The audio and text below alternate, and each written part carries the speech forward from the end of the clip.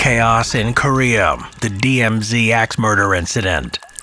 The day began simply enough, with Captain Arthur Bonifas and First Lieutenant Mark Barrett going on what seemed to be the most boring mission of their careers. They would lead a work detail of American and Korean soldiers on a task that seemed, on the face of it at least, to be something so routine it wouldn't even be interesting enough to write home about. In fact, the mission revolved around gardening, a hobby so mundane it's more closely associated with retirees than soldiers. Little did anyone know that by the end of the day, both Bonifas and Barrett would be dead, hacked to death by an unexpected enemy. Who was responsible for this butchery? Was it one of their own men, or someone else? The date is August 1976. By this point, the Korean War's armistice was holding, despite more frequent fights breaking out between North and South Korea on the Demilitarized Zone, or DMZ. More specifically, the incident occurred in the neutral Joint Security Area, a crossing point between the two nations, where both sides stand in close proximity to one another, more than any other point along their shared border. There was just one problem, however, a giant poplar tree that blocked the view between a UN checkpoint and an observation post. So obviously, the best course of action was to remove the tree to maintain a clear line of sight. Of course, this is the most heavily guarded border on the planet, so it wouldn't be that simple. At the beginning of the month, a small group was sent to cut the tree down, but a North Korean guard told them to leave it alone. 2 weeks later, on August 18th, it was decided to instead prune rather than remove the tree, and another group was sent. It consisted of 5 men from the South Korean Special Corps, escorted by Captain Bonifas, his deputy, First Lieutenant Barrett, as well as Korean Captain Kim, who led 11 enlisted men. The men would not carry firearms, since these were strictly regulated in the Joint Security Area. The last thing anyone wanted was a firefight to break out, and then World War III. The 5 lumberjacks had axes, and the escort had mattocks stacked in the back of the truck they arrived in. Things began well enough, with the trimmers hacking away at the poplar tree's branches, the escort looking on.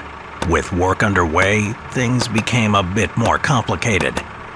This poplar tree was not an ordinary tree. It, allegedly at least, was planted by none other than Kim Il-sung. For those who may not know who this is, Kim was the president of North Korea, and more importantly, the centerpiece of a cult of personality that endures even to this day. Obviously, with such an auspicious person directly connected to the planting of the tree, having a group of foreigners disrespecting it was simply unacceptable. 15 North Korean soldiers spilled out of their garrison and demanded that they immediately stop their work. In response, the South Korean workers, under the direction of Captain Bonifas, ignored the order and kept up their work. A runner was sent by the North Koreans while the axes kept hacking away at the poplar tree. About 15 minutes passed with nothing happening when a truck pulled up, filled with an additional 20 North Korean soldiers. They were led by Lieutenant Pak Chol, who was nicknamed the Bulldog due to his brash and aggressive nature, the perfect leader in such a sensitive situation as this. Without wasting a single moment, he ordered his men to charge into the South Koreans and Americans. "Kill them!" he allegedly shouted as he urged his men to attack. Outnumbered and caught off guard, the tree trimmers fled and dropped their axes, which were picked up by the North Koreans. Over the course of the next 30 seconds, the North Koreans swarmed over the Americans and South Koreans, who were caught flat-footed. They were so overwhelmed that they were unable to reach their mattocks in time or defend themselves in any meaningful way. Captain Bonifas was knocked to the ground, where he was surrounded by at least 5 of the North Korean attackers and beaten to a bloody death with clubs and crowbars. First Lieutenant Barrett was struck by an axe and seriously wounded. He would die a short time later en route to the hospital. All but one of the Americans and South Koreans who participated in this routine operation were wounded in the incident, which could barely be considered a fair fight, since they were outnumbered and not expecting this level of aggression. For their part, the North Koreans denied culpability for such an overreaction. According to the North Korean reports, 14 hoodlums were sent to chop down the tree without prior consent from the DPRK. When asked to stop by 4 guards, the Americans and South Koreans viciously attacked the guards with their weapons, and the outnumbered North Koreans were forced to defend themselves from this blatant act of aggression. Kim Il-sung condemned the Americans and the South Koreans. This narrative fell apart when footage from security cameras showed the greater number of North Koreans. Regardless of the reasoning, the American and South Korean governments were left with a predicament. Obviously, there would need to be some sort of response to this flagrant violation of the DMZ and the armistice. At the same time, they didn't want to provoke an open conflict, which could potentially escalate. It was eventually agreed, however, that the poplar tree would be cut down, whether the North Koreans approved or not. On August 21st, just 3 days after Bonifas and Barrett were murdered, North Korean soldiers waited as another detail arrived to cut down the tree. Instead of a small work party armed only with agricultural tools, they encountered something a bit more substantial.